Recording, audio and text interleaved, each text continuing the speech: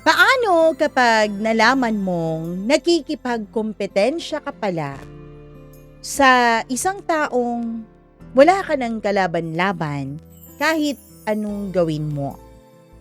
Paano kung mawalaman mo one day na ikaw pala ay isang anino lang ng isang taong kanyang tunay na minamahal? Tatanggapin mo ba na maging pangalawa basta't kasama mo siya? Dahil kung tutuusin, wala ka naman talagang karibal in physical? O bibitaw ka para makahanap ka ng taong totoong makikita ka sa kung sino at ano ka? Hello everyone! Magandang araw. Nako, medyo malat tayo ngayon. So pagpasensyahan nyo na kung may pa-jump itong ating kwento. And sana hindi magloko ang ating battery. And for the rest of the ay may video tayo. Kaya eto na, wag na nating patagalin pa. Atin nang umpisahan ang inyong paboritong programa, ang Dear Mama Mia.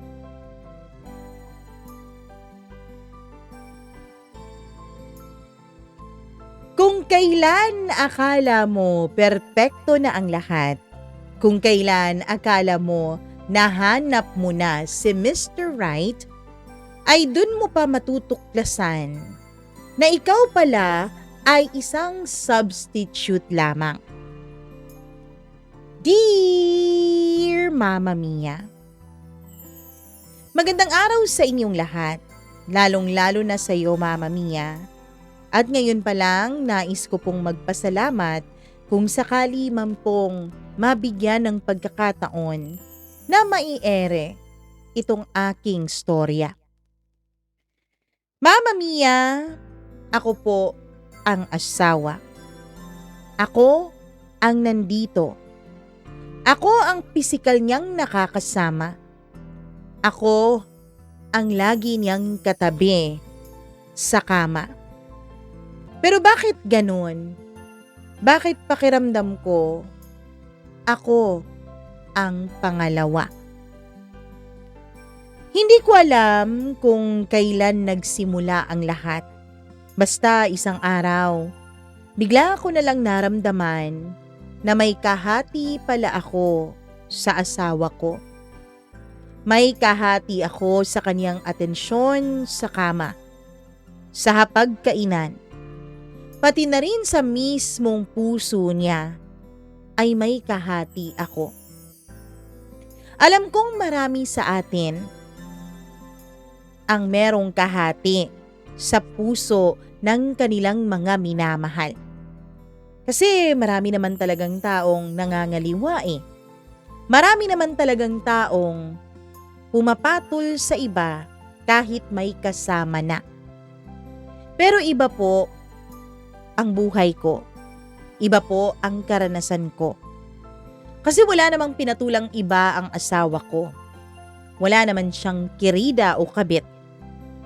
Kaya lang kahit wala, meron pong nilalaman ang kanyang puso't isipan. At ang mas masakit, Mama Mia, hindi ko po kayang makipagsabayan sa memorya ng isang kaluluwa. Opo, Mama Mia. Kaluluwa na po siya dahil patay na siya. Itago niyo po ako sa pangalang Rebecca o Becca for short. At ang babaeng tinutukoy ko sa unang bahagi ng kwentong ito ay ang dating girlfriend ng asawa ko. Girlfriend na minahal niya ng sobra. Girlfriend niya nakasama niyang mangarap noon.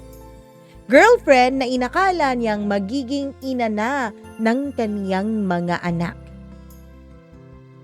In short, sobrang mahal na mahal niya ang girlfriend na to. Hanggang ngayon. Nung una, Mama Mia, akala ko nagsiselos lang ako. Akala ko naninibugho lang ako. Kasi normal lang naman siguro yun, di ba? Tapos inisip ko, mawawala lang din to. Inisip ko, wala na rin naman siya. Ako tong buhay eh. Ako tong nandito kaya pasasaan ba't magiging akin din ang buong atensyon niya. At Mama Mia, alam ko naman na lahat ng tao ay may past. Lahat ng tao ay may nakaraan. Normal talaga na merong ex, yung mga napapangasawa natin. Tayo nga meron din, di ba? Lahat naman ng tao may nakaraan. Pero habang tumatagal, sumisikip po ang dibdib ko dahil parang hindi na po siya nakaraan.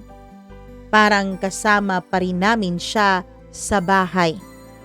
Parang ako ay nananatili pa rin sa likod ng kaniyang anino kahit wala na siya dito sa mundo.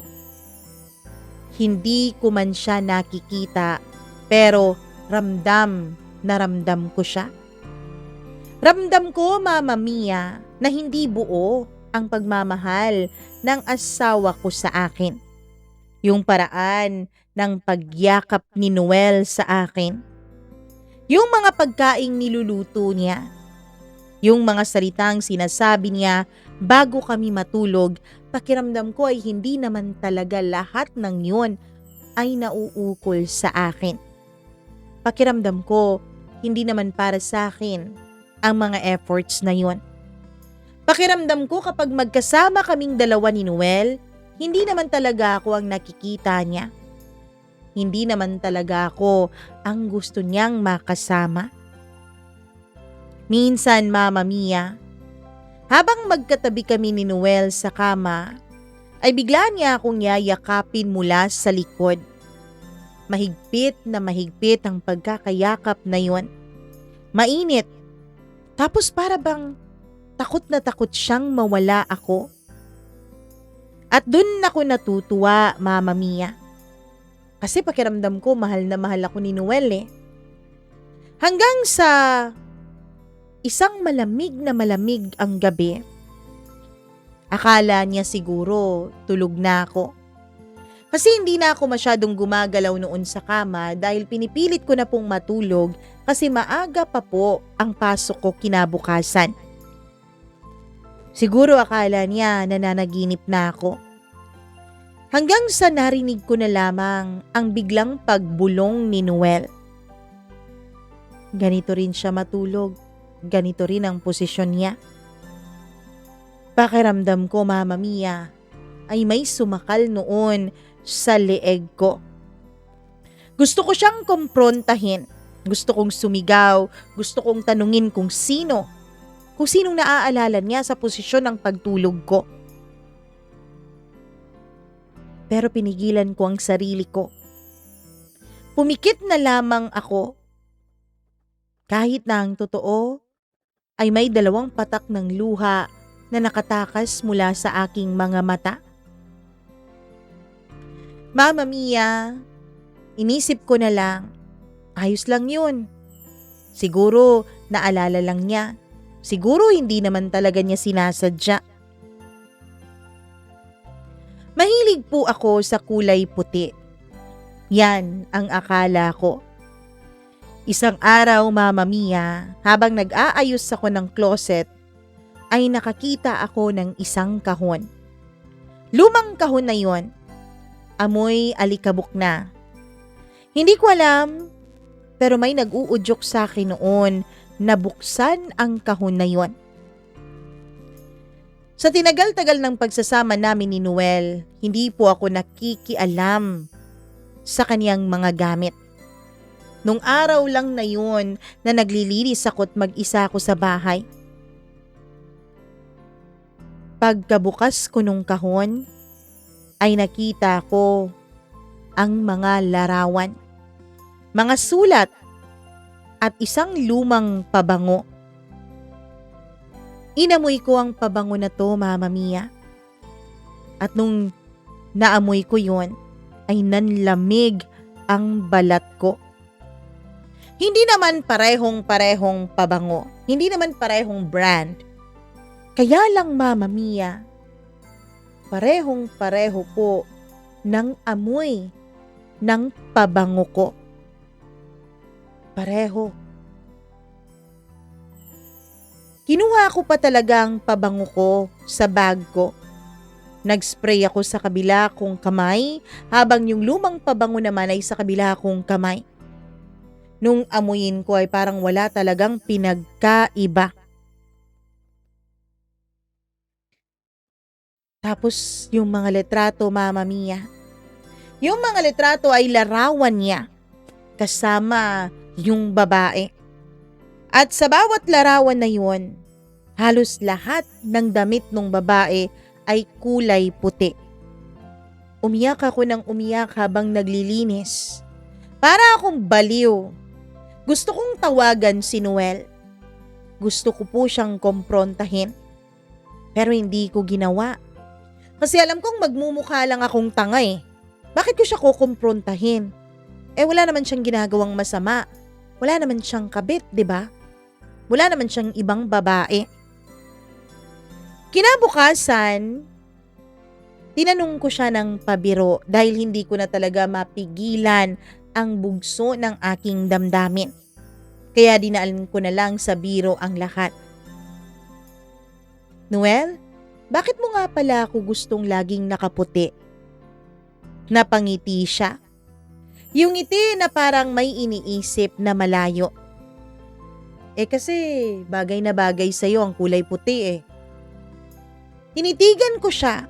Inaarok kung totoo ba ang kaniyang sinasabi. Totoo ba yan? Tanong ko. Tumango siya pero umiwas ang mga mata niya sa mga mata ko. At dun ko unang naramdaman, Mama Mia. Hindi ako nandito dahil pinili ako ni Noel. Nandito ako bilang substitute, bilang kapalit. Mula noon ay nagsimula na akong mag-obserba at magbilang ng mga bagay. Ang kapeng laging binibigay sa akin ni Noel ay ang flavor ng kape na paborito din niya. Ang gusto kong posisyon sa kama, natutulog man o hindi, ay ganun din pala yung babae. Pati ang posisyon, kapag may ginagawa kami na nagpapalabas ng aming pagmamahalan ni Noel, ay ganun din ang paborito ng babae. Kahit yung paraan ng paghawak ni Noel sa bewang ko tuwing naglalambingan kami, hindi ko po maiwasang isipin na baka ganito din ang gusto niyang pagkakahawak ni Noel noon sa kanya. Habang hinahaplos-haplos ni Noel ang balat ko, habang hinihila niya ako palapit sa kanya, habang umiinit ang katawan naming dalawa. Bigla-bigla ko pong naiisip, ako ba talaga ang hinahawakan niya o ang mga ala-ala na nasa puso't isip niya? Nakakatawa kung iisipin, Mama Mia. Ako yung buhay, humihinga, nahahawakan at naririto. Nakikipagkumpetensya sa isang babaeng kailanman ay hinding-hindi na babalik. Minsan, habang nag-aaway at nagkakatampuhan kami ni Noel, ay hindi ko po mapigilang sabihin sa kanya, alam mo, parang mas mahal mo pa siya kaysa sa akin. Tumahimik si Noel. Yun na yata ang sagot, Mama Mia. Umiyak ako sa banyo ng gabing yon. Tahimik lang akong umiiyak. Nagkukunwaring naglilinis ng katawan. Nagkukunwaring gumagawa ng aking night routine. Nagbabanyo. Pero umiiyak ako ng palihim dahil ayokong marinig niya. Ayokong makita niya na nasasaktan ako dahil sa isang ala-ala na kailanman ay hindi na magbabalik. Ayokong isipin niya na nasasaktan ako dahil sa kanyang ex-girlfriend. Pero sa gitna ng pag-iyak ko, may kakaibang pumasok sa isip ko. Paano kung hindi ko talaga siya kayang talunin sa puso ni Noel? Mababaling kaya ang pagmamahal ni Noel sa akin kung gagawin ko ang lahat ng bagay na ginagawa ng ex niya. Kinabukasan, sinuot ko ang mga damit na madalas niyang ikwento sa akin. Mama Mia, tinignan ko yung mga larawan na nakita ko sa kahon. Ginaya ko yung style ng pananamit niya. Ginaya ko rin pati ang haircut at ayos ng buhok niya. Inamoy-amoy ko ulit yung pabango. Mama Mia, nang gabing yun, nung makita ako ni Noel sa isang bestida, nakahawig nung bestidang suot nung babae sa mga larawan. Tapos yung pabango ay halos ipaligo ko na. At yung haircut ko, pati makeup ko, ay katulad nung sa kanya. Ay napahigpit lalo ang paghawak ni Noel sa akin. Mas mainit ang kaniyang paghawak. Mas sabik ang kaniyang mga halik. Hindi ko alam, pero imbis na matuwa, imbis na masiyahan dahil naramdaman ko ang pag-iinit ng asawa ko, ay tila mas lalo yata akong nasasaktan sa isang masakit na katotohanan. Mas nagiinit si Noel, mas nagugustuhan niya ako kapag mas kahawig ko siya. Mama Mia, napansin ko, mas mahal ako ni Noel. Mas hinahawakan niya ako. Mas hinahalikan niya ako. Kapag parehong-pareho ang ayos ko dun sa ex niya. At mas lalo pa niya akong minamahal kapag ginagawa ko yun ng walang tanong-tanong. Tapos sinabi niya, "Alam mo, Becca, mukhang mas bagay sa'yo kapag parang dalagang Pilipina ka. Yun bang tahimik? Yun bang hindi ngumingiti o tumatawa ng malakas? Yun bang babaeng Pilipina talaga?" Mama Mia, dun ko napagtanto. Magkaiba pala kami ng personalidad nung babaeng yun. Ako ay maingay, palabiro, palatawa. Samantalang siya ay tahimik. Maria Clara ang dating. Ang ibig sabihin ba ni Noel, mas mahal niya ako kapag hindi ako nagbibiro? Mas mahal niya ako kapag hindi ako nagrereklamo? Mas mahal niya ako kapag hinahayaan ko lang siya? Tuwing uuwi siya galing sa trabaho, sasalubungin ko siya ng ngiti. Hindi na ako nagtatanong kung pagod ba siya o kung may iniisip siya o may problema. Kasi alam ko na agad ang sagot eh. Lagi siyang may iniisip. Minsan habang naghahapunan kami, ay bigla na lang siyang nagsalita. "Alam mo ba, mas masarap to kapag may sili." Ngumiti ako. "Talaga? San mo naman natikman ang may siling adobo?" "Yun kasi ang paborito namin dati ni ano eh." Ayan na naman, Mama Mia. Nabanggit na naman niya yung ex niya. Gusto kong matawa. Gusto kong umiyak. Gusto kong ihagis ang mga plato. Pero pinili kong tumango. Pinili kong manahimik. Ah, ganun ba? Pero sa loob-loob ko, Mama Mia, ako kaya, nakilala kaya ni Noel ang tunay na ako? Kilala kaya niya ang tunay na Becca? Alam kaya niya ang mga paborito ko? Alam kaya niya ang mga gusto kong panoorin na mga palabas? May alam kaya siya tungkol sa akin? Sa totoo lang, hindi po ako natatakot sa multo. Meron natatakot ako sa katahimikan ng asawa ko tuwing magkatabi kami sa kama. Kapag hinahaplos niya ang hita ko, dahan-dahan, parang sinusukat. Kapag hinahalikan niya ang leeg ko, pero may pagitan ng kanyang paghinga. Kapag sinasabi niya ang pangalan ko, pero parang may ibang pangalan na gustong lumabas sa bibig niya. Isang gabi, Mama Mia, hindi ko na talaga napigilan ang sarili ko. Sabihin mo nga, Noel, bulong ko habang nakapatong ako sa dibdib niya. Minahal mo ba siya ng ganito? Tumigil ang kamay niya sa paghaplos ng katawan ko. Bakit mo naman tinatanong? Kasi gusto kong malaman kung magiging sapat ba ako sa'yo. Matagal siyang hindi sumagot hanggang sa sinabi niya, magkaiba kayo. Kaya magkaiba rin ang pagmamahal ko sa inyo. Ewan ko, Mama Mia. Pero pakiramdam ko, mas masakit pa yung sinabi niya kaysa sa salitang oo. Mama Mia, nahanap ko naman na ang social media nung babae. Matagal na. Tahimik na rin ang social media niya.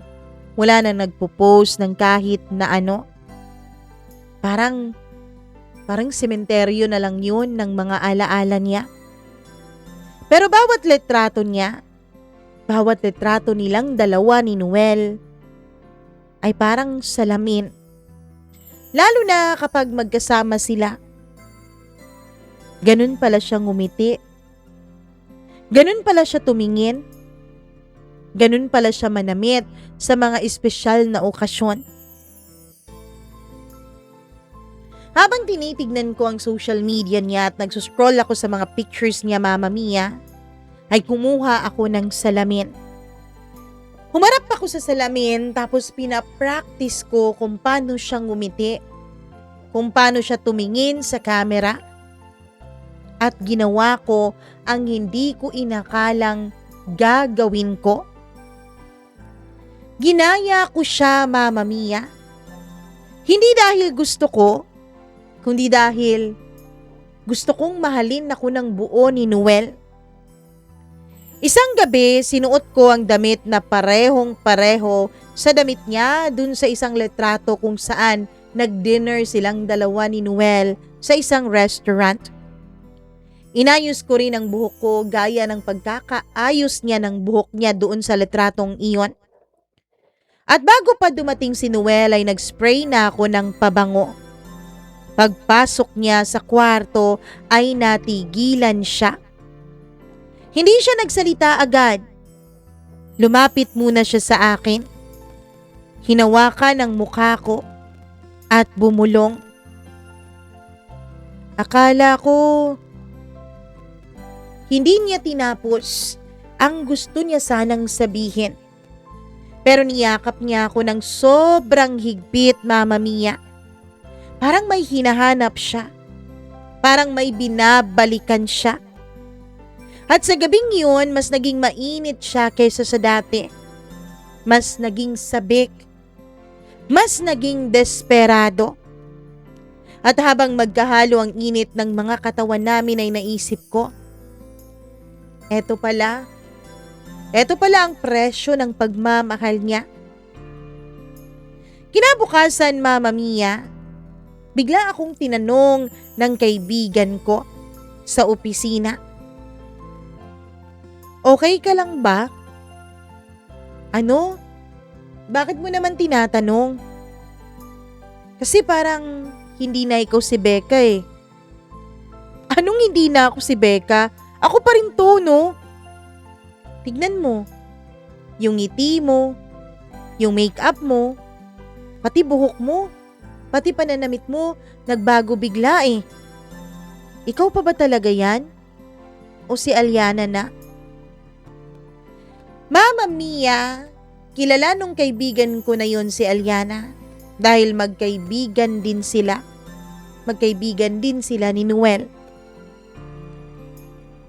Anong si Aliana? Hindi ako si Aliana, no? Siyempre, nagmamature ang tao, 'di ba? Nagbabago ng taste. At saka, bakit mo naman binabanggit si Aliana patay na yung tao? Pero sa loob-loob ko, Mama Mia, gusto kong sabihin, patay na nga si Aliana. Pero buhay na buhay pa rin siya sa bahay namin. Buhay na buhay pa rin siya sa alaala ni Noel. Minsan nahuli ko ang sarili kong nagsasalita sa harap ng salamin. Mas maganda ba ako sa'yo? Mas mahal ba niya ako?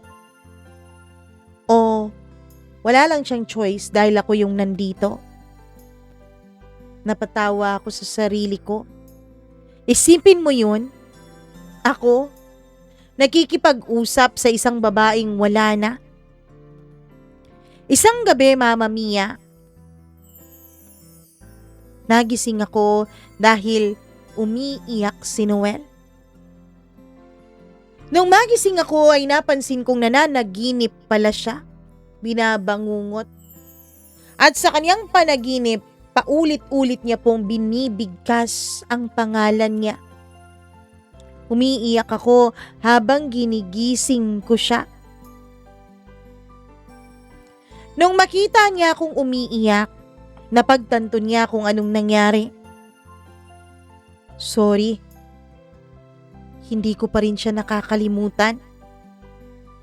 Tahimik lamang akong umiiyak noon. Wala akong sinabi, ni hindi ako nagalit. Wala lang. Pero mahal kita, Becca. Mahal kita. Tumango ako, Mama Mia. Sa isip ko, mahal ba niya talaga ako? O wala lang siyang pagpipilian? Magkaiba pala ang mahal at pinipili. Hindi pala ibig sabihin na kapag pinili ka mahal ka na. Akala ko, kapag pinipili ka, ikaw ang mahal. Pero hindi pala ganun sa totoong buhay at hindi ganun sa lahat ng sitwasyon. Hindi ko na namamalayan kung kailan ako nagsimulang magbago ng husto. Hindi ko namamalayan kung kailan nagugustuhan ko na rin ang panggagayang ginagawa ko kay Aliana.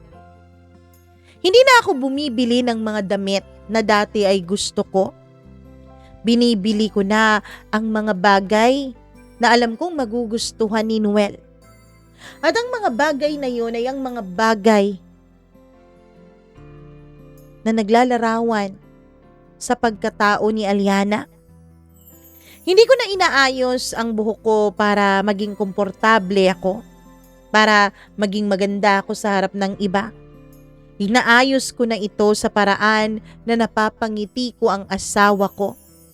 Sa paraan ng pag-aayos noon ng buhok ni Aliana. Minsan tumitingin ako sa salamin at napapaisip ako. Kung magkita kami ng dating ako, makikilala ba kaya niya ako? Malalaman kaya niya na ako yung future niya? Nakakatawa. Kasi mas lalo kong nararamdaman na minamahal ako ni Noel. Pero kasabay ng pagpaparamdam niya sa akin ng pagmamahal na yun ay ang pagkawala ng sarili kong katauhan. Madalas na niya akong niyayakap ng mainit at mahigpit. Madalas na niya akong hinahalikan hindi lamang sa pisngi, sa labi, kundi maging sa aking noo. Madalas na niya akong tinititigan. Madalas na niya akong tinititigan ng matagal, hindi tulad ng dati. At ako naman, Mama Mia, syempre, tuwang-tuwa ako sa atensyon na binibigay sa akin ng asawa ko. Tuwang-tuwa ako sa pagmamahal na pinaparating niya sa akin. Para akong bata na natutuwa sa mga maling papuri. Kapag tinitignan ko ang sarili ko sa salamin ay hindi ko na nakikita ang dating Becca. Parang walang bahid na ng totoo kong pagkatao ang refleksyon ng babae sa harap ng salamin. May mga araw, Mama Mia, naramdam kong masayang-masaya kami. At kapag napapangiti at napapasaya ko si Noel, ay totoo din naman talaga ang nagiging kasiyahan ko. Tatawa kami sa mga simpleng biruan, May mga pagkakataon din na mag-aaway kami sa mga maliliit na bagay pero magkakaayos din naman kaagad. Pero palaging may dulo ang bawat saya. Isang gabi, Mama Mia, habang nanonood kami ng lumang pelikula, ay bigla na lamang niyang binanggit sa akin. Eto, papanoorin natin. Naku, maganda to. Favorite ni Aliana to. Natigilan ako at napabuntong hininga. Talaga? Tanong ko na pilit nang ngumingiti sa kanya. Oo, alam mo bang ilang beses namin yang pinanood dati? Hindi ko napigilan ng sarili ko. Noel, pwede bang kahit minsan lang? Kahit minsan lang Pwede bang ako lang? Pwede bang walang alaala niyang kakabit? Tumingin siya sa akin. Parang nagulat siya sa mga sinabi ko. Pero nakita ko rin na para rin siyang nasaktan, Mama Mia. Doon ko naiisip, masasaktan pala si Noel kapag pinipili ko ang totoong ako. May mga gabing pakiramdam ko, mahal niya ako ng buo Mahal niya ako bilang ako. Yung mga gabing tahimik siya, pero mahigpit ang hawak niya sa akin. Yung mga gabing hindi siya nagsasalita, pero ramdam ko ang init ng paglapit niya. Pero Mama Mia, may mga sandali ring habang magkakalapit ang mga katawan namin, ay bigla-bigla na lamang napapahinto si Noel. Tapos titingin siya sa kisame. Parang may kinakausap sa isip niya. Parang may nakikita siyang iba sa kisame. At ako, nasa ilalim ng bigat ng katahimikan na yon. Hindi ko alam kung maiinggit ba ako sa klase ng pagmamahal ng asawa ko sa girlfriend niyang patay na, o maaawa ako sa sarili ko. Kasi kahit anong ginawa ko, may mga pagkakataon pa rin na naghahanap pa rin siya nung genuine, nung tunay. Dumating sa punto na kabisado ko na. Hindi lamang ang buong pangalan ni Aliana, kundi maging ang kanyang buong pagkatao. Kabisado ko na lahat ng mga gusto niya. Kabisado ko na pati pangalan ng mga kapatid, ng nanay at tatay, pati na rin ng mga pinsan niya. Kabisado ko na rin ang kwento ng buhay niya. Lalong-lalo na ang kwento nilang dalawa ng asawa ko. Nakakatawa po ba kung sasabihin kong mas kilala ko na si Aliana kaysa sa sarili ko? At isang gabi, Mama Mia, habang nakatayo ako sa harap ng salamin, ay bigla-bigla akong naiisip, paano kaya kung buhay pa si Aliana ngayon? Makikita kaya ako ni Noel? Paano kaya kung pareho kaming nasa mundo pa ngayon? Maiisip kaya ni Noel na merong ako na nag-i-exist sa mundo? Kami kayang dalawa ang magiging mag-asawa? Di ba sabi nila nakatadhana ang lahat ng nangyayari sa buhay natin? Nakatadhana ba talaga ang pagkamatay ni Aliana? Paano kung hindi siya namatay? Ako pa rin ba ang tadhana ni Noel? Paano kung biglang bumalik si Aliana? Paano kung may dumating na kamukhang kamukha niya gaya ng mga nakikita natin sa telebisyon? Gaya ng mga nakikita natin sa mga movie na hindi pala patay o patay man pero may kambal. Paano kung ganon? Baka iwan ako ni Noel, Baka mas piliin niya yun. Mas piliin niya yung kamukha talaga ng Aliana niya kaysa sa akin. Pero sabi nga nila, lahat ng tao ay napapagod din. Hindi agad-agad. hindi man biglaan, pero unti-unti ay nawawala din ang sigla. Nawawala din ang kagustuhan na piliin siya ng iba. Unti-unti, napagod akong ikumpara ang sarili ko sa isang babaeng wala na. Napagod akong ikumpara ang sarili ko sa isang patay. Napagod akong habulin ang mga alaala nilang dalawa. Napagod akong maging pangalawa sa sarili kong buhay, sa sarili naming bahay. Isang umaga, Mama Mia, nagising ako na parang wala na akong gana. Hindi na ako nagsuot ng mga damit na sinusuot ni Aliana. Hindi ko na sinusuot ang mga damit na gustong-gustong nakikita ni Noel. Hindi na rin ako nag-aayos na parang si Aliana. Hindi ko na inaayos ang sarili ko para kay Noel. Hindi ko na rin ginagamit yung pabangong binibili niya para sa akin. Yung pabangong kaamoy nung pabango ni Aliana. Tinitigan niya ako. Okay ka lang ba, Becca? Ngumiti ako, Mama Mia. Oo, okay na okay ako. Ngayon, totoong okay ako. Kasi ako to eh. Eto ang totoong Becca. Mama Mia, hindi ko alam kung sadya ba talagang walang pakiramdam si Noel o sadya ba talagang binaon na rin niya ang pakiramdam niya kasama ni Aliana. Kasi nakita ko ang pagkalito sa mga mata niya eh. Bakit siya malilito? Talaga ba? Ikaw ba yan? Oo, Noel. Bakit? Nakalimutan mo na ba ang totoo kong personalidad? Hindi naman. Siguro naninibago lang, sabi niya. Pagkatapos noon ay hindi na siya nagsalita, Mama Mia. Kumain na kami ng umagahan. Nagulat din siya kasi pati niluto ko sa umagahan, wala nang tuyo. Wala nang sunny side up egg na tutong yung ilalim. Pero yung dilaw ng itlog ay malasado pa.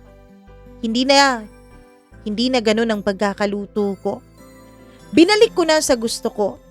Ang totoo, hindi man sa pagiging maarte, pero nasusuka po ako sa amoy ng tuyo. Tinitiis ko lamang po para kay Noel dati. Kasi yun ang gusto niya eh. Yun pala, hindi naman talaga yun ang gusto niya, kundi yun ang gusto ni Aliana. Kaya ngayon, magbabago na ang lahat. Ano to, walang tuyo? Tanong niya. Wala. Sorry ah. Nakalimutan kong sabihin sa'yo na susuka ako sa amoy na yon. Pero kung gusto mo, pwede ka namang kumain sa labas. Magpabili ka na lang ng tuyo. Sabi ko. Tumango lamang siya. Kumain pa rin naman, pero hindi singgana nung mga nakaraan.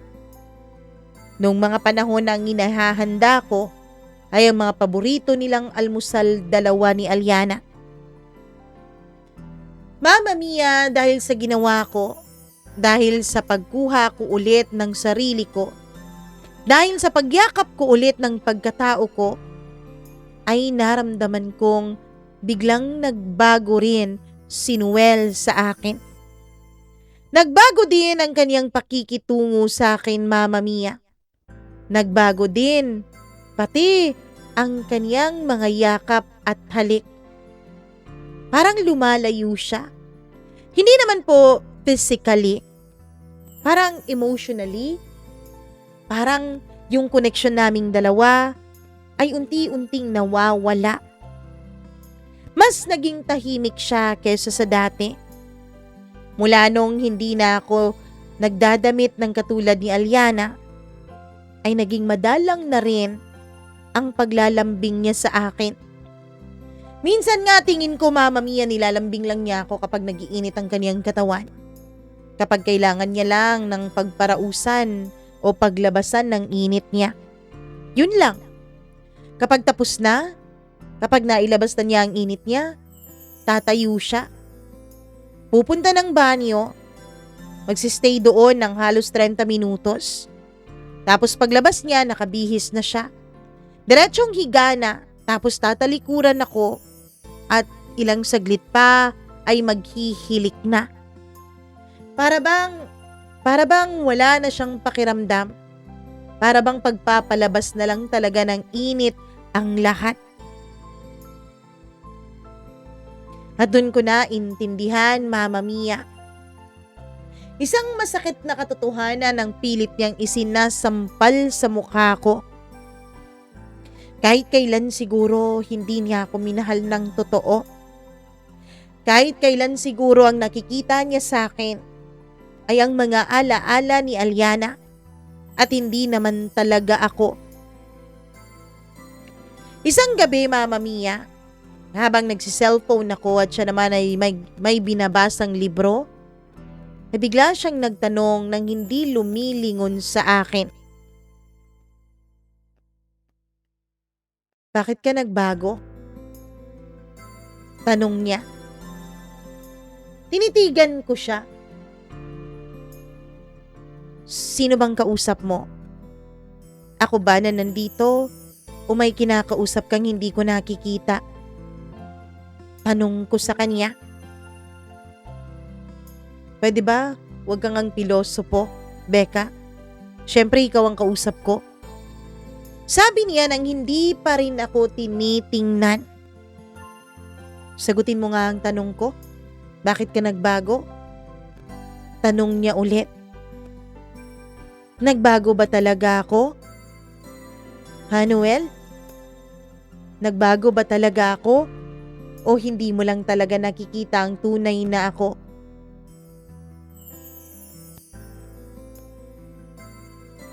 Hindi siya nakasagot, Mama Mia. Parang pinagsisisihan yata niya ang pagtatanong niya sa akin ng ganon.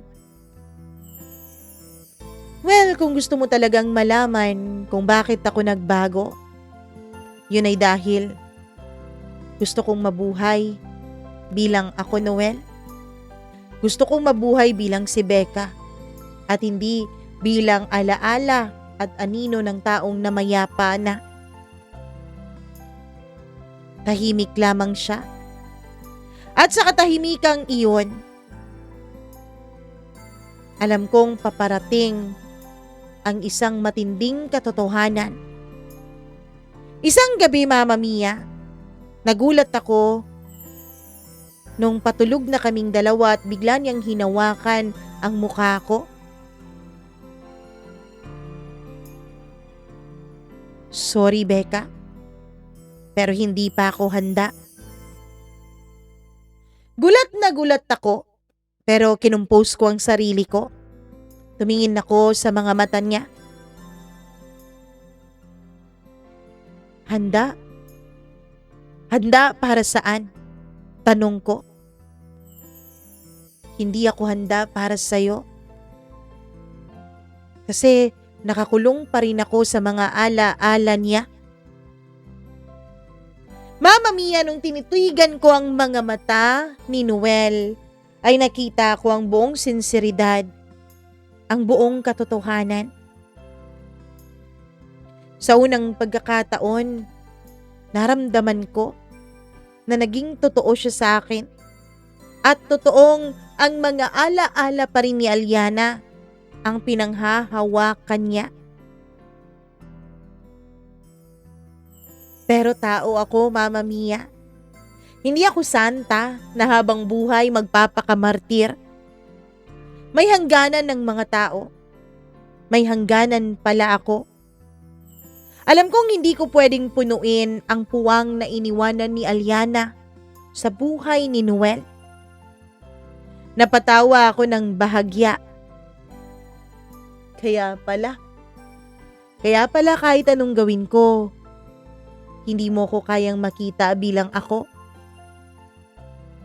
Sa ginagawa ko, mas lalo mo yata siyang hindi nakakalimutan, ano? Mama Mia, yumuko siya. Tapos hindi nakaligtas sa tingin ko ang pagpatak ng 2 butil ng luha sa kaniyang mga mata. Ang pagyuko niyang yun, ang pagtulo ng luha sa kaniyang mga mata, yun ay tila pag-amin na niya sa akin na totoo ang mga tinuran ko. Simula noon ay naging kakaiba na ang katahimikan sa pagitan naming dalawa ni Noel. Hindi naman awkward, hindi naman yung katahimikan na nakakasakal. Pero mabigat. Mabigat ang katahimikan na yon. Parang may hinahabol ako. Pero natututo na rin akong bitawan ang bagay na pinipilit kong hawakan kahit hindi naman para sa akin. Minsan nararamdaman ko na parang gusto niya akong kausapin. Parang gusto niya akong yakapin. Parang may gusto siya sa akin. Pero kapag tinitignan ko naman siya, parang lumalayo siya. Parang may humihila sa kanya palayo sa akin. Mama Mia, dun ko napagtanto. Hindi pa rin napapatawad ni Noel ang sarili niya. Kasi ang alam ko po, ayon na rin sa kwento ng kaibigan kong katrabaho ko na kaibigan din ni Noel at Aliana.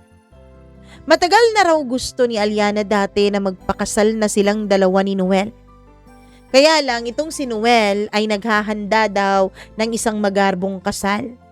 Dahil ang sabi niya, yun daw ang klase ng kasal na deserve ni Aliana. Yung magarbo, yung imbitado ang lahat ng kamag-anak, pati na rin ang buong baryo. Ganun ba? Kaya nag-iipon pa si Noel. Ilang beses na raw siyang kinulit-kulit ni Aliana dati na pwede naman daw silang magpakasal sa West, pero ayaw daw ni Noel. Dahil ang gusto niya raw ay bigyan ng magandang kasal si Aliana. Hanggang sa nadisgrasya na ito. Gumulong at nahulog sa bangin ang bus na sinasakyan ni Aliana. Halos kalahati ng mga pasahero ay patay, kabilang si Aliana. Malapit na raw sanang mabuo noon ni Noel ang kanyang naipon para sa kasal nilang dalawa. Pero wala na siyang pakakasalan pa dahil namatay na nga yung babaeng inaalayan niya ng kanyang inipong pera. Siguro Mama Mia, nagsisisi si Noel dati. Nagsisisi siya kung bakit hindi niya agad pinakasalan si Aliana. Nagsisisi siya kung bakit nag-antay pa siya ng mahabang panahon at nag-ipon pa ng nag-ipon. Siguro iniisip niya kung alam niya lang na mawawala ng maaga si Aliana ay baka pinakasalan niya ito sa lahat ng simbahan, kahit gaano pa kasimple. Yun ang mga imagination ko sa sarili ko. At sa katahimikan ni Noel, naiisip kong yun talaga siguro ang nasa isip niya, Mama Mia. At habang iniisip ko yun, napagtanto kong wala talaga akong kalaban-laban kay Aliana. Kasi wala naman ako dito kung nandito siya. Kaya hindi ko kailangang maging si Aliana. Kailangan kong maging ako. Kung tatanggapin man ako ni Noel bilang ako, mabuti.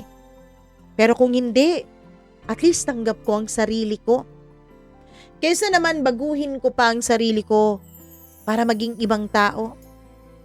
Tapos tanggapin ang pagmamahal at ang init na hindi naman talaga ukol sa akin. Hindi ko kailangang maging si Aliana. Hindi ko rin kailangang tapatan ng mga ala-ala niya. Isang araw, habang nagluluto ako, ay aksidente kong natapon ang sabaw sa mesa. Napatingin sa akin si Noel. Kasi napasigaw ako, Mama Mia eh. Napasigaw ako at napamura talaga ako doon. Yun si Becca. Palamura, hindi mahinhin. At biglang natawa si Noel. Tumawa siya ng malakas na malakas. Mama Mia, alam kong hindi tumawa si Noel dahil sa alaala ni Becca. Alam kong hindi kasi ganun si Becca eh. Una, hindi siya nagluluto. Pangalawa, hindi siya nagmumura. Hindi rin tumawa si Noel dahil may biro. Tumawa siya. Tumawa siya sa akin. Ako. Sa ginawa ko. Sa reaksyon ko. At dun ko nalaman, siguro may lugar pa rin ako sa puso ng asawa ko. Siguro iba ang lugar ko sa puso niya. Hindi yung lugar ni Aliana, kundi lugar ko na sa akin lang. Simula nung araw na yon, unti-unti ay mas naging masaya ang mga araw naming dalawa. Simula nung araw na natapon ko ang sabaw at nagmura ako at natawa siya, ay unti-unti kaming nag-usap. Hindi na namin pinag-uusapan ang tungkol kay Eliana. Hindi na niya binabanggit sa akin ang tungkol sa mga ala-ala nilang dalawa. Naghahalakhakan na kami habang nagkukwentuhan ng mga nakaraan ko at nakaraan niya nung mga bata pa kami. Minsan, Mama Mia, nararamdaman ko na rin ang paglalambing sa akin ng asawa ko.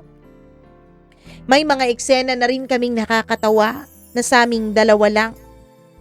Tulad isang araw na naligo siya sa ulan sa harap ng bahay dahil nagkukumpuni siya noon ng gate namin. Habang nagkukumpuni siya, tumalikod siya para kunin yung mga materyales ay bigla siyang nadulas at napaupo sa putikan. At dahil doon ay tawang-tawa ako. Himbis na saklolohan siya, ay nauna pang pagtawa ko. Ang sama mo sabi niya sabay tawa na rin. Masarap sa pakiramdam na nagtatawanan na kaming dalawa ni Noel. Masarap sa pakiramdam na unti-unti ay nagkakaroon na rin kami ng mga alaalang sariling amin. Mga alaalang walang bahid ng pagkatao at pangalan ni Aliana. Pakiramdam ko ay parang bagong simula iyon sa aming dalawa ni Noel. Pakiramdam ko ay iba na. Ngunit sa gabi, aaminin ko pong may mga sandali pa rin na pumapasok ang mga alaala nilang dalawa.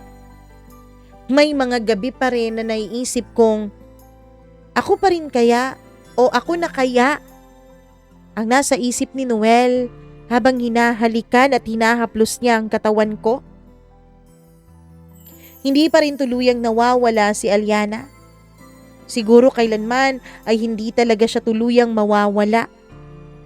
Ngunit natutunan ko rin, Mama Mia, na kahit maalala man siya ni Noel, ang importante ay may sarili rin kaming alaala ng asawa ko. Dumating ang mga sandali na tila naging normal na rin sa amin. Ang lambingan. Hindi na ito nakabase sa alaala ng isang tao, kundi nakabase na sa aming kasalukuyan. Kapag hinahaplos niya ang leeg ko, ramdam kong ako na ang nakikita niya at hindi na ang mga alaala ni Aliana. Kapag hinahalikan niya ang mga labi ko, ramdam ko na mga labi ko na talaga ang nalalasahan niya at hindi na ang mga labi ni Aliana. Nararamdaman ko na ang pagpapahalaga at pagmamahal ni Noel sa akin, sa kanyang mga yakap at halik. At sa unang pagkakataon, Mama Mia, sa loob ng halos 3 taon ng pagsasama namin bilang mag-asawa, ay natutunan kong magtiwala sa sarili ko at magtiwala rin kay Noel na ang init na pinaparamdam niya sa akin ay para na talaga sa akin. Hindi na para kay Aliana. At ang Noel na kasama ko ngayon ay ang bagong Noel na. Hindi na yung Noel ni Aliana, kundi Noel na ni Rebecca.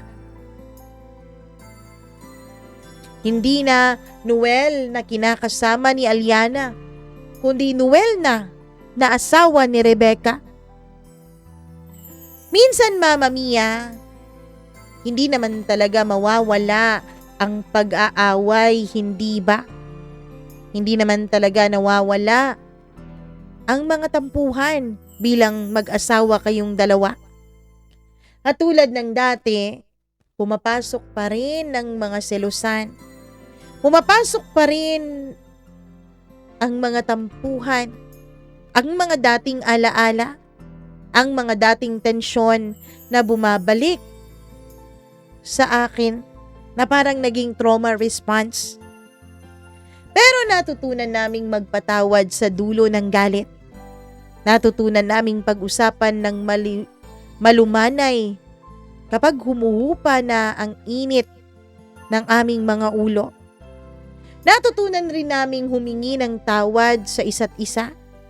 Ako, humihingi ng tawad sa pagbabalik ko ng mga nakaraan.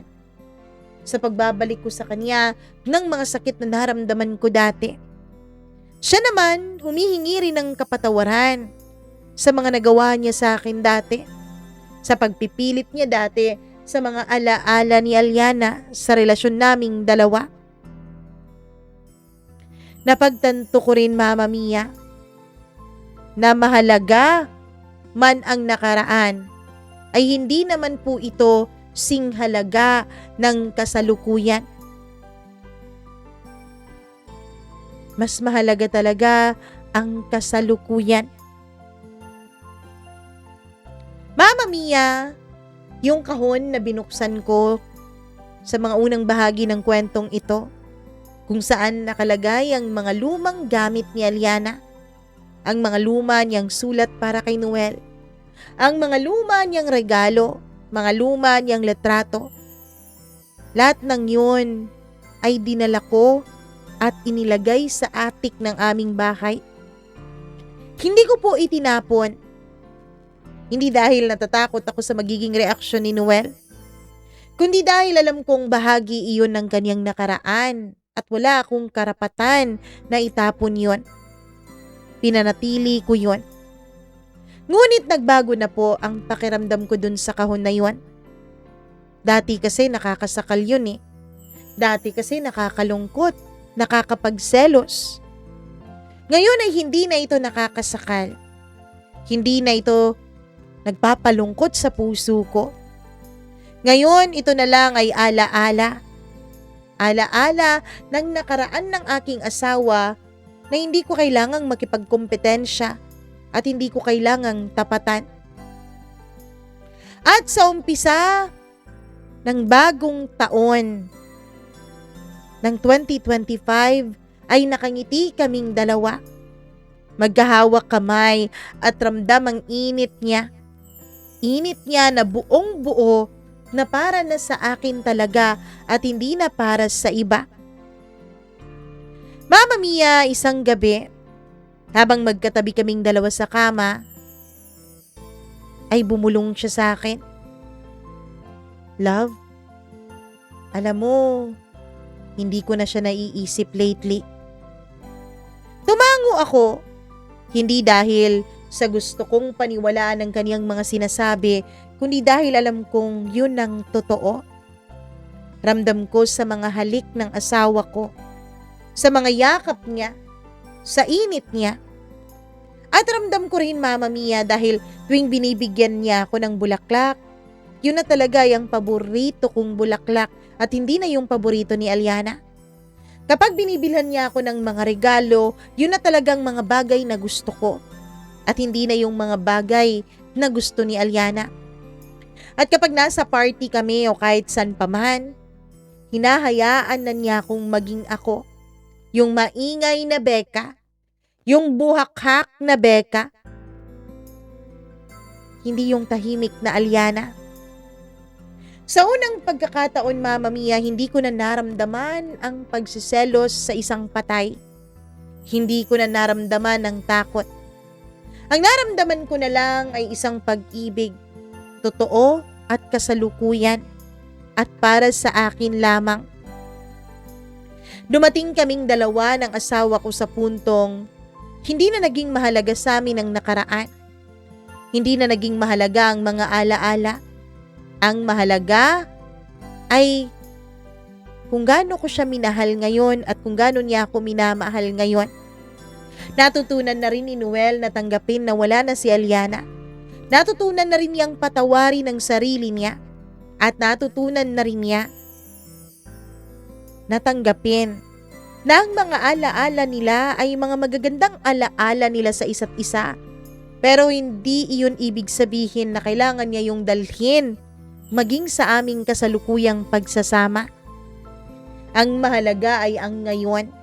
Ang mahalaga ay kaming dalawa. Tinitigan ko siya at napangiti siya. Salamat sa'yo. Salamat sa pagiging ikaw mo. At dun ko nalaman at naisip na hindi ko pala talaga kailangang maging si Aliana. Hindi ko kailangang makipagkompetensya at patumbahin ang mga alaala nila. Dahil sa wakas, natutunan na rin naming mahalin ang isa't isa bilang kami ngayon. Ako, siya, at ang buhay namin na hindi man perpekto pero puno ng tawa, lambingan at init. Ngayon, Mama Mia, ay nagpaplano na kaming dalawa ni Noel na bumuo na talaga ng sarili naming pamilya. Nagpaplano na kaming magkaroon ng anak sa susunod na taon.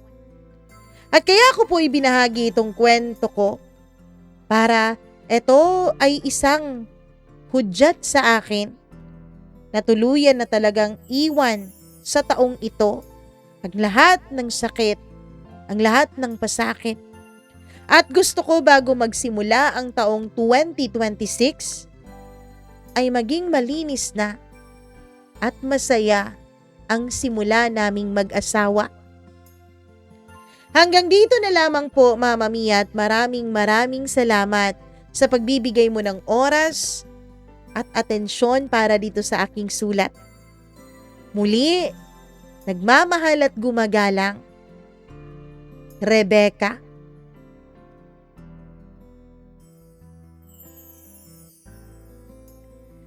Grabe naman! Ang ganda naman ng kwento ni Ate Rebecca. O, eto na ang patunay ha. Hindi niyo po kailangan maging isang bagong nilalang o maging isang bagong tao. Ang kailangan niyo lang ay maging kayo. Ang kailangan niyo lang ay tanggapin niyo muna ang sarili ninyo, mahalin niyo muna yung kayo, bago kayo makita ng iba. Bago nila makita ang inyong mga halaga. Oh, ang ganda-ganda ng message, no? Anyways, thank you so much, Ate Rebecca. Ayun, kung nasaan man po ngayon si Ate Aliana, nakikiate. Sana ay nasa mabuti siya at syempre, sana ay mapayapa ang kanyang kinaroroonan ngayon. And I know na masaya siya na nakikita kayong dalawa ni, anong tawag, anong pangalan ng husband mo? Noel. O, nakikita kayong dalawa ni Noel na masaya na at bumubuo na ng mga sarili ninyong alaala. Sa mga tao dyan na may mga nakaraan na hindi makalimutan, sa mga tao dyan na may mga minahal dati na hindi pa rin nawawala sa kanilang puso, please po, bago kayo magmahal ng iba, siguraduhin nyo munang ayos na kayo. Siguraduhin nyo na munang masaya na kayo, na nakamove on na talaga kayo. Whether patay na yung minamahal nyo dati o andyan pa't nag-cheat or meron ng iba. Sana makamove on muna kayo bago kayo humanap ng panibagong taong ipapasok nyo sa inyong buhay. Kasi tulad ni ni Ate Rebecca, na trauma siya, girl. Trauma malala ang inabot ni Ate Rebecca dahil sa kanyang pinagdaanan, di ba? Kahit sino naman siguro matutrauma. Kung ganun, kinukumpara ka sa iba, tapos, 'di ba, sakit-sakit nun. Buti na lang at dumating talaga sa punto na minahal siya ni Noel. Paano kung hindi? 'Di ba? Paano kung ikaw may pinapasok kang iba ngayon sa puso mo o sa buhay mo tapos hindi mo pala talaga siya natutunang mahalin? Paano na 'yun? Kawawa naman siya, binigyan mo ng trauma, sinaktan mo, ginulo mo yung buhay ng tao, 'di ba? So please, understand. Charot. Bago kayo magmahal ng iba, bago kayo magpapasok ng ibang tao, make sure that you are 100% okay. Kasi kaya tayo nagmamahal, kaya tayo nakikipagrelasyon because we have so much love within us na gusto nating i-share sa iba, 'di ba? Yun dapat yun yung tamang rason kung bakit kayo nakikipagrelasyon because you have so much love at gusto niyo itong i-share. Hindi yung naghahanap kayo ng pag-ibig sa ibang tao. Kasi kapag naghahanap kayo ng pag-ibig sa ibang tao, tendency either kayo ang masaktan o mas worse, kayo makapanakit ng iba. So, take it from me. Charot, take it from me. Kala mo talaga experience. Experience naman talaga. Anyways, thank you so much sa inyong panonood at pakikinig ng ating programa ngayon. Kung kayo po ay na-inspire, kinilig, nasaktan, kung ano man po ang inyong naramdaman sa kwentong ito, please, huwag po kayong magsawang mag-share at mag-like ng video na ito. At syempre sa atin pong mga hindi pa po nakasubscribe pero nanonood sa atin, please do subscribe na rin to this channel. Maawa naman kayo, pang Christmas gift at pang birthday gift nyo na lang, 'di ba? Kasi malapit na rin ang birthday ko. Ayan, so sana paki-subscribe at paki-click ng notification bell para lagi po kayong na-update sa tuwing meron po tayong bagong upload na inilalabas. At kung meron po kayong mga kakilala na gusto ang mga ganitong uri ng program o ng content, please share this to them. And hello muna ako sa ating pong mga suki na mga members. Hello, maraming salamat sa pagpapamember ninyo. Hi ako kay Benson Boyser, kay Snackdax, maraming salamat. Colleen Bueno, Diane Martinez, Evelyn Kawit, Maria Elena Abe na isang OFW. Hello sa'yo, madam. Maureen Tugab, Gimaras Girl, Easy Gale, hi, Mila Raduban, and Freaky. Maraming salamat sa inyong walang sawang pagmamahal at pagsuporta sa atin. At syempre, hello din ako kay Red Mary 2717. Grabing tanong niya, oh. Sa ano natin, ang nag-comment siya dun sa ating S3 #60. Ang ungol ni Mister na story. Sabi niya, paano kung tibo yung partner at apakababaero? Ano po bang dapat putulin sa kanya? Di ko alam. Anyways, hi kay Ambato Joy or Joy Ambato. Maraming salamat. Ruby Jean Malgana, maraming thank you. Ang dami pala nating mga naka-held na comment. Kasi dati ang lala ng mga ng mga comment kaya withheld ko. Pero ngayon, wala nang naka-held. Hi ako kay Sai, kay Margie Bautista. Maraming salamat sa'yo. Kay user EM424, thank you very much. At syempre, hello din ako sa ating suki na mga commentator, Sally Buma, May Marie Bornales, Gimaras Girl, Aksa Hiliana, Nora Barido Hamandre, thank you very much. Lynette Delmo, listening from Dubai, Blenda Cruz, hello din kay Nasha Tolentino, hello sa'yo, shout out all the way from Brunei. Hello din kay Leonida Ramirez, maraming thank you, and Lee Baruman sa lahat ng mga nag-comment na hindi pa po nababasa. Sa susunod nating kwento, ay nako, baka pangalan nyo na po ang ating babanggitin. Kung meron po kayong sarili ninyong kwento ng buhay na nais nyo pong i-share dito sa atin, don't hesitate po. Ayan po ang ating email address sa baba. Mag-email lamang po kayo. That's mamamia.cdo0317@gmail.com. Ako po ang nag-iisa ninyong Mama Mia. Yes, ako lang po yun na walang iba na nagsasabing I love you. Mwah, ingat. Bye-bye!